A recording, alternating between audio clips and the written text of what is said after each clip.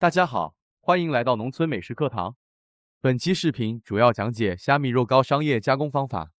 想要吃到又 Q 弹又爽滑的虾米肉糕，其中的制作方法最重要。那么接下来，请跟着我的视频一起来学习制作吧。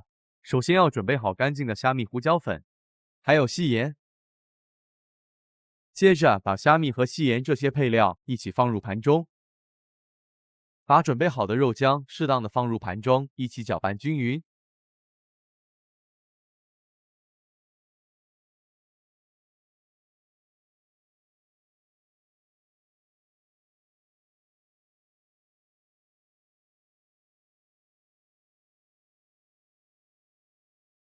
然后准备好一个托盘，套上保鲜膜，把搅拌好的肉浆适当的放入托盘中，均匀抹平。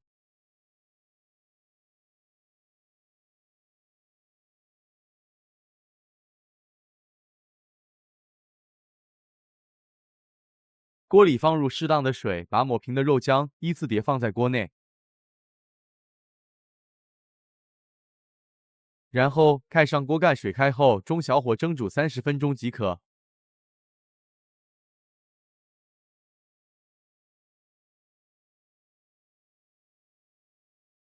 把蒸好的肉糕取出晾凉20分钟。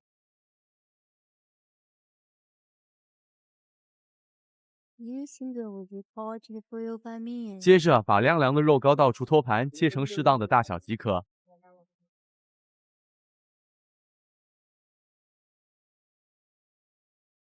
一般像这样的切成4份，易于保存销售，也可以切成肉花长条。